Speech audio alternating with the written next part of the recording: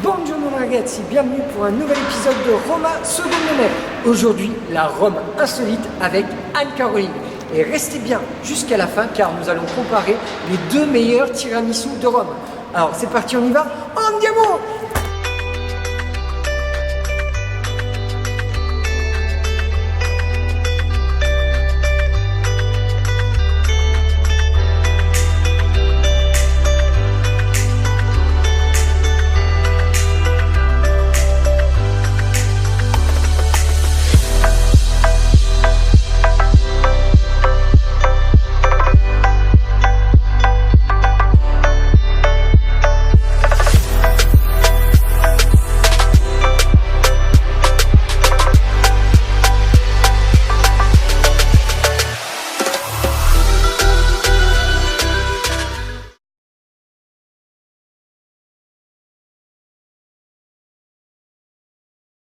Salut Anne-Caroline, comment ça va? Salut, ça va et toi? Ça va, impeccable, c'est encore un plaisir de te recevoir sur ma chaîne YouTube Roma Secondo Me. Aujourd'hui, qu'est-ce que tu vas nous faire découvrir? Eh bien Fabien, on est à la galerie Sciarra Colonna qui appartenait à un prince qui s'appelait Maffeo et c'était un éditeur, il a créé un journal qui s'appelait La Tribuna ici. Bien, c'est parti, on y va? Andiamo!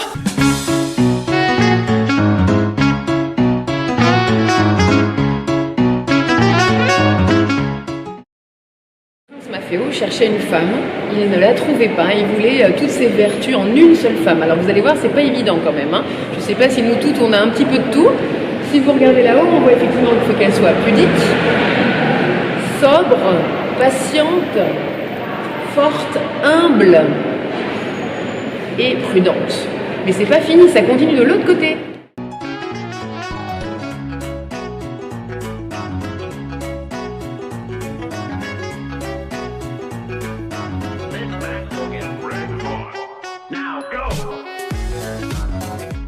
Les vertus continuent là, vous avez Benina, la bonté, Domina, alors c'est pas du tout le côté dominatrice, Domina c'est maîtresse de maison, celle qui gère un petit peu justement la famille. Ensuite, aimable, fidèle, miséricordieuse et juste. Ça fait beaucoup quand même. Et bien finalement, il a trouvé une marquise française du fin fond du Limousin.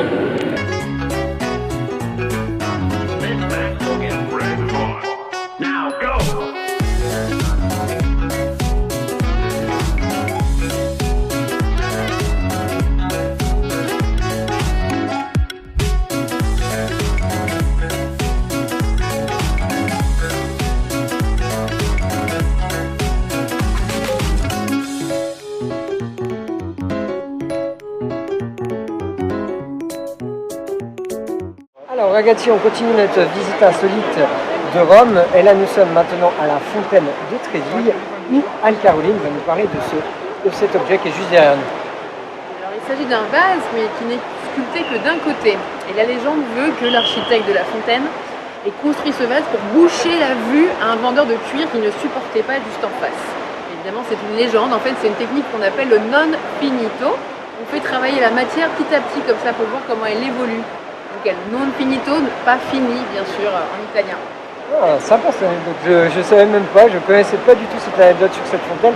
Et pourquoi il y a la tradition, c'est une question que je te demande parce que je sais que tu sais beaucoup de choses, pourquoi il faut jeter une pièce avec la main droite par-dessus l'épaule gauche? Alors là ça vient sûrement, on ne sait pas trop, mais de films américains où il y avait cette tradition de lancer la pièce dans la scène du film et du coup voilà, c'est devenu effectivement très touristique. Ils inventent plein de choses. Si vous lancez une pièce, donc vous revenez à Rome, vous faites un vœu qui s'exauce. 2 pièces, vous allez rester à Rome, rencontrer un Italien, une Italienne, pour montrer que Rome est vraiment, pour eux, pour les Romains, le centre du monde. Vous savez, son antiquité, ils l'appelaient le chef du monde, la caput mundi. Et c'est encore vrai aujourd'hui pour les Romains. Bon, en tout cas, je peux vous dire que ça marche. Moi, j'ai jeté ma pièce et je suis resté à Rome. Alors, en tout cas, et le vœu, ça a marché? Ah ouais, le vœu, ça a pas. Jusqu'à présent, ça a marché. C'est pas mal. Donc on vous attend pour jeter la pièce.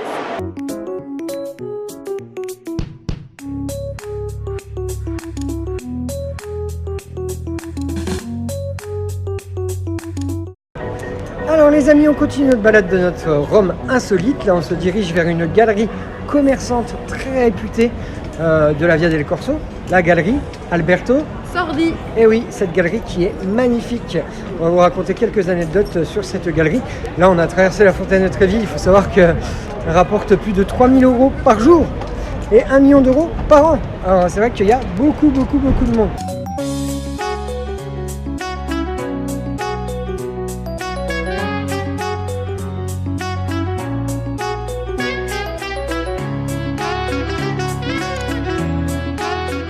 Fabien, ici on est à la galerie Alberto Sordi, le monsieur qu'on voit ici, grand acteur des années 50-60, romain par excellence, les Romains l'adorent, il lui donnait même un surnom, il l'appelait Albertone, puisqu'il s'appelait Alberto, donc c'était un mot très affectueux. Et les Romains ont une passion comme ça pour le cinéma, pour les choses en général, hein, c'est des gens passionnés, donc il y a même une dame dans le sud de la ville qui sur sa maison a carrément inscrit toute la filmographie de l'acteur et son portrait. Hein, ça c'est la passion. D'ailleurs si vous voulez le voir dans les Vitelloni ou un Américain à Rome, c'est très connu aussi. Mais cette galerie n'a été dédiée qu'à lui en 2003 lors de la restauration. En fait c'est toujours pareil, ces galeries Belle Époque du 19e, on a tous ces sols en mosaïque et ces vitraux qui sont de cette époque, très peu d'ailleurs représentés dans Rome. Alors les amis, on continue notre balade insolite. On se retrouve maintenant devant le magasin Pompi qui nous propose l'un des meilleurs tiramisu de la ville de Rome. Il faut savoir que ça existe depuis plus de 50 ans. Il l'appelle le règne du tiramisu. On va aller en tester un pour vous et après on comparera avec un autre.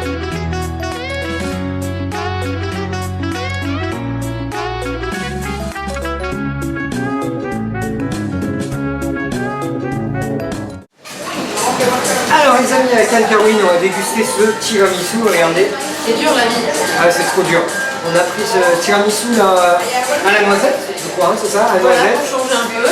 C'est ça, ça existe depuis 1960, hein, cette entreprise de Pompi, très réputée.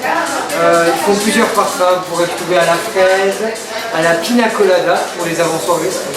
Banane chocolat. Banane chocolat, pistache, fraise et d'autres parfums. Et le prix c'est 4 €. Voilà. C'est correct quand même. Hein. Il est comme ceci. Beau petit tiramisu, il nous donne la petite cuillère avec. Du coup à emporter c'est bien aussi. C'est parfait pour déguster notamment dans la rue.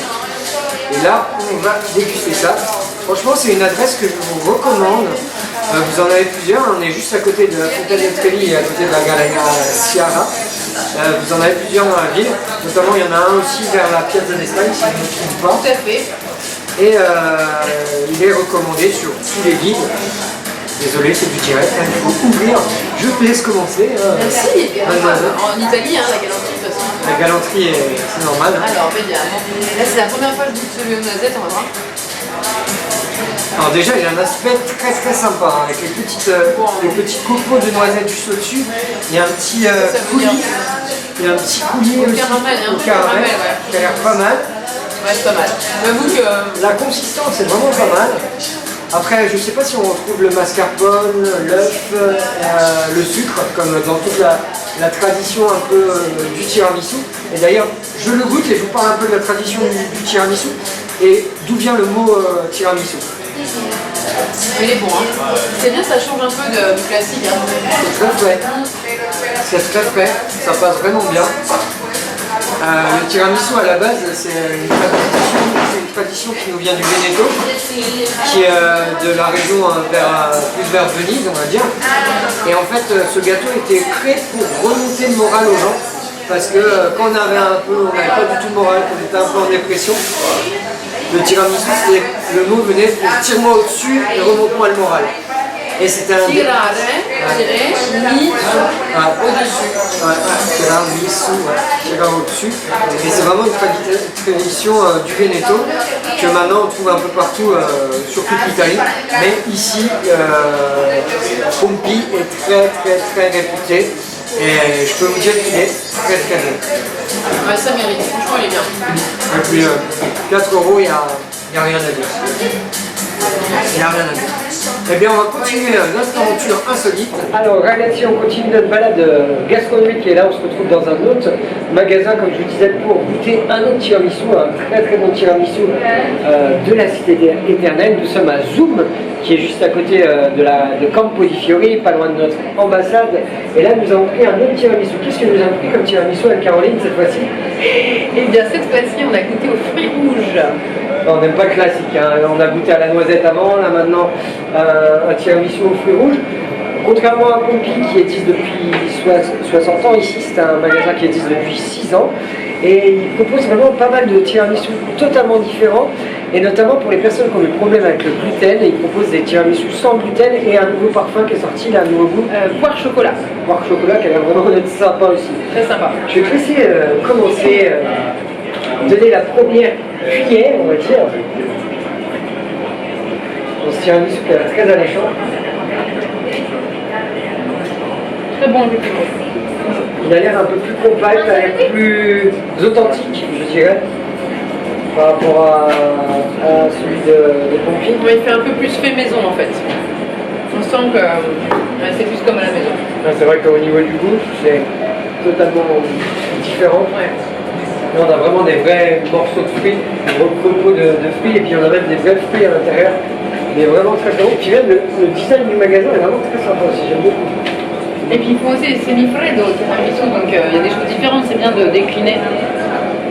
Et à côté de la place du marché, voilà, c'est super central, hyper facile. Ouais, ça peut offrir aux touristes d'aller manger chez Rita, on a fait la vidéo chez Da Fortunata, et après de finir par le tiramisu ici. Les pâtes et après le tiramisu. Ouais, ça peut être une belle formule romaine, comme on les aime.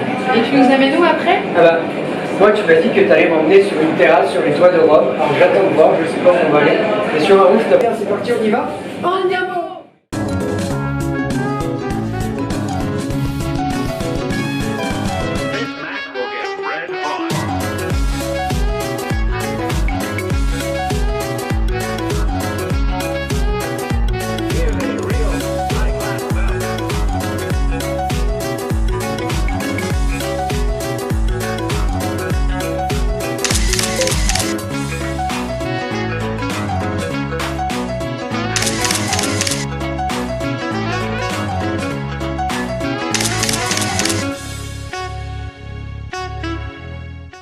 Et voilà ragazzi, c'est ici que se termine la vidéo, ce nouvel épisode de Roma Secondo Me sur ce rooftop à l'hôtel Indigo. Nous sommes sur les toits de Rome, c'est magnifique avec cette belle lumière d'automne. Merci Anne-Caroline pour ce nouveau numéro de la Rome Insolite. On vous donne rendez-vous très très vite. N'oubliez pas d'aller voir son site si Rome l'était compté pour des visites insolites. Et on vous dit à bientôt. Allez, ciao et à presto. Ciao. À la prochaine, ciao. Tu n'es pas encore abonné à ma chaîne YouTube? Tu veux découvrir la cité éternelle autrement? Abonne-toi vite! Va vite sur le petit logo en bas de ma vidéo, sur le logo Roma Secondo Me. Et je te dis à bientôt pour de nouvelles aventures. Ciao et à presto!